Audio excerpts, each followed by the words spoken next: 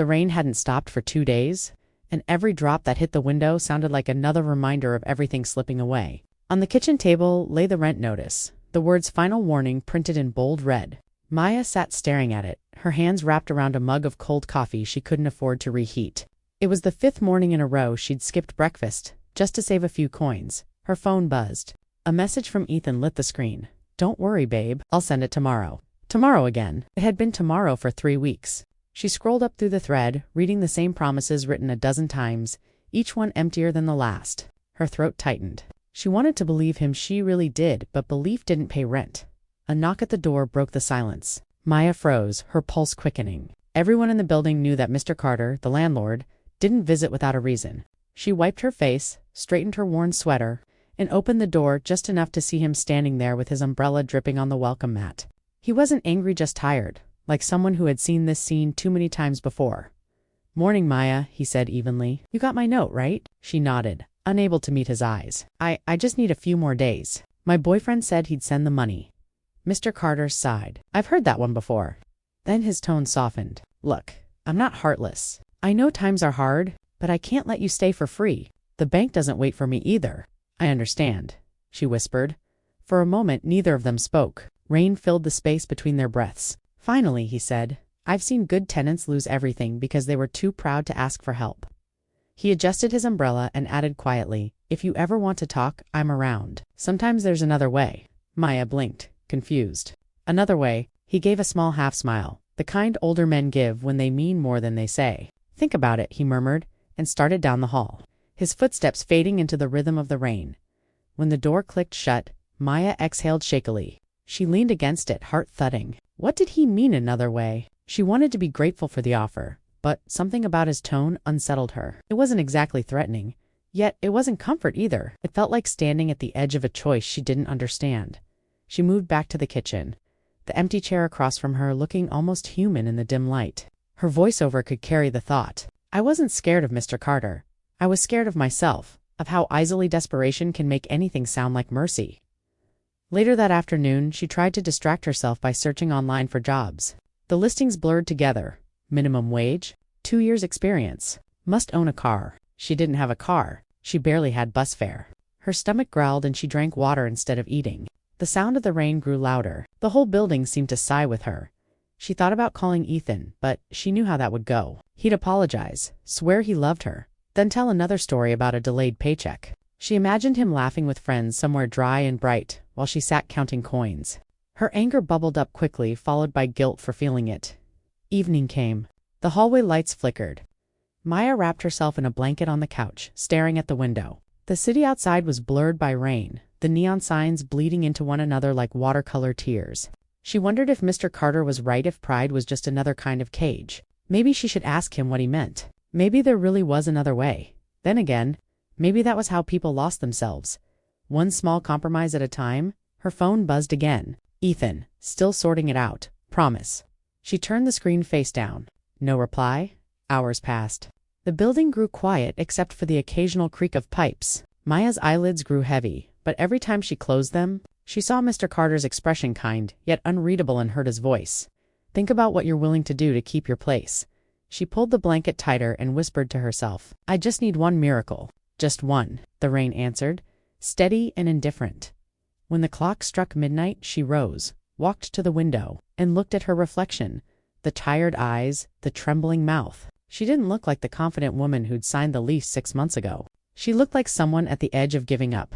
Her final thought before bed echoed through the darkness like a confession meant for no one. I couldn't tell what scared me more, losing my home or owing him something I didn't understand. The next morning arrived gray and heavy, like the sky itself didn't want to wake up. Maya sat at the table, tracing circles on the rim of her empty cup. Her phone screen showed a dozen unread messages from job sites, all rejections. Her savings app blinked red. Balance, $12.47. She sighed and opened the fridge. Nothing but half a loaf of bread and an old carton of milk. She poured it out and watched it swirl down the drain as if her hope was going with it. Then came another knock. 3 soft raps, polite but certain. Her chest tightened before she even turned the handle. Mr. Carter stood there again, the same calm face, but today he wasn't carrying an umbrella. Instead, he held a plain white envelope. "Maya," he said gently, I need a moment of your time. She stepped aside, her voice small. Of course. He set the envelope on the table and gestured for her to open it. Inside was another notice: eviction in 7 days. But something was off. The bottom of the page was unsigned. I haven't sent it yet, he said, watching her reaction. Not if we can find a way around it. Her hands trembled slightly. What do you mean, a way around it? He leaned against the counter, his voice low but steady. You're a good tenant. Quiet, respectful. I'd rather not lose you. Maybe there's something you can do for me. Work around the property. Small things. Repairs, bookkeeping, cleaning the vacant units. It's not much, but it could cover part of what you owe. Maya blinked, uncertain whether to feel relief or suspicion. You'd really do that? I could, he said, but I need to know you're serious. I can't keep waiting while promises fall through.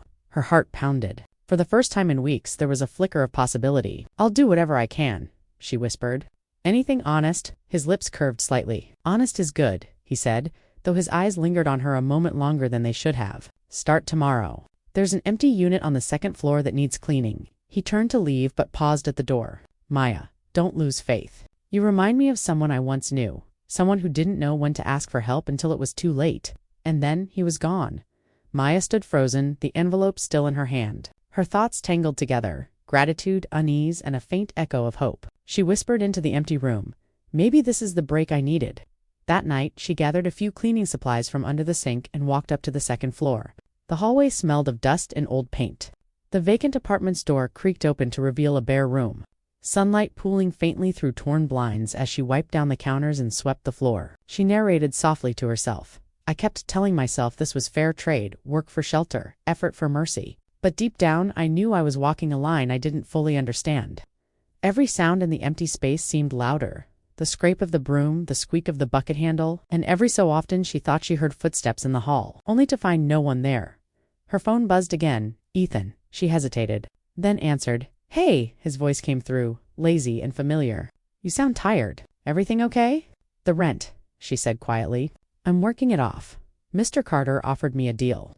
There was a pause. A deal? What kind of deal? She could hear the suspicion sharpen in his tone. Just cleaning work, that's all. Yeah, right? He muttered. You always sound too trusting, Maya. Don't forget, some people want more than rent. Her stomach tightened. You don't know him. I know men, Ethan said flatly, and I know what happens when women get desperate. Something inside her snapped. You promised you'd help me. You didn't, so maybe I don't need your advice. She hung up before he could respond, her hands shaking. Silence returned, a thick, uneasy silence that filled the entire room. She leaned against the counter, eyes closed. Maybe he's right. Her voiceover would confess. Maybe I was too trusting.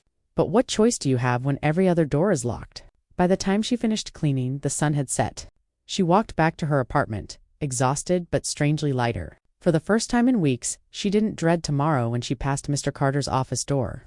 She saw light spilling from under it. She thought about knocking to say thank you, maybe, but stopped herself. Instead, she whispered softly to the empty hallway, I'll prove I'm worth helping.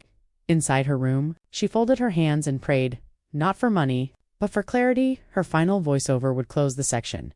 Greater than maybe this wasn't about rent anymore. Maybe it was about who would own my choices, me or the men who said they'd save me.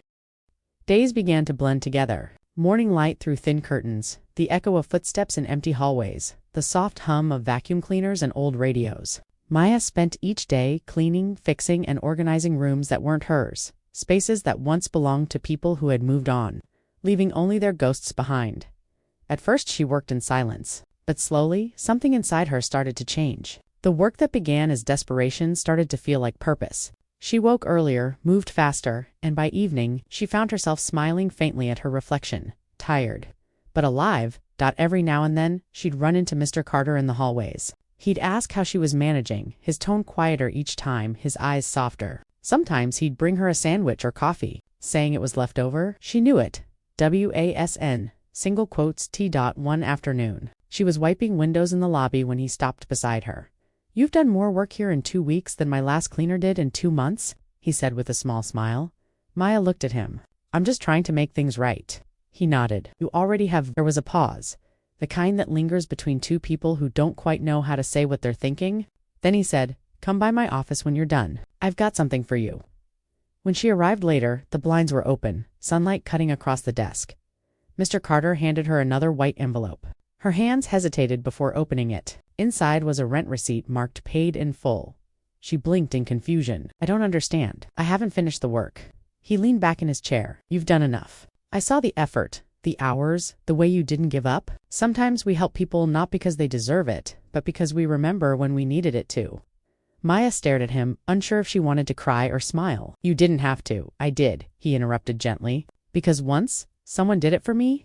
There was a long silence. Gratitude burned in her chest, mixed with something heavier, guilt for every wrong thought she'd had about him. Thank you, she whispered. He stood and extended his hand. Don't thank me. Just promise me one thing. Don't let anyone make you small again. She shook his hand, and for the first time it didn't feel like a landlord talking to a tenant. It felt like one survivor speaking to another. That night she walked home under a clear sky. The rain had finally stopped. The air smelled of wet earth and fresh beginnings. She stopped by the convenience store, bought herself a warm meal, and smiled as she paid in cash she had earned. Back in her apartment, she opened her window wide. The city lights flickered in the distance, and the world suddenly seemed bigger than her debt, her heartbreak, or her fear. She sat down and took out her old notebook, the one she used to write job goals and dreams in before everything fell apart. The pages were wrinkled, but her pen still worked. She wrote one line, greater than start again, even when it feels impossible. A few days later, her phone rang. It was a number she didn't recognize. The voice on the other end said, Ms. Reyes, we saw your application. We'd like to offer you a position. You can start Monday. Her knees nearly gave out. Yes, thank you so much. After hanging up, she pressed the phone to her chest and closed her eyes. The sound of her heartbeat felt louder than the city outside. That evening, she saw Mr. Carter locking up his office. She hurried over and told him the news. For a moment, the serious man who always spoke in careful tones actually smiled a real, unguarded smile. I knew you'd find your way, he said. I only did because you gave me time, she replied. He shook his head. No, Maya. You did it because you didn't waste it. As he walked away, she stood there in the fading sunlight, realizing the truth of his words. Survival wasn't about who rescued you. It was about learning to stand. Again, after falling, her final voiceover would close the story with calm. Emotional strength greater than I used to think. Survival meant saying yes to whatever kept me safe. But now I know real strength is saying no to what breaks you, even when it's all you have left. The rent was due, but what I truly owed was a lesson in dignity.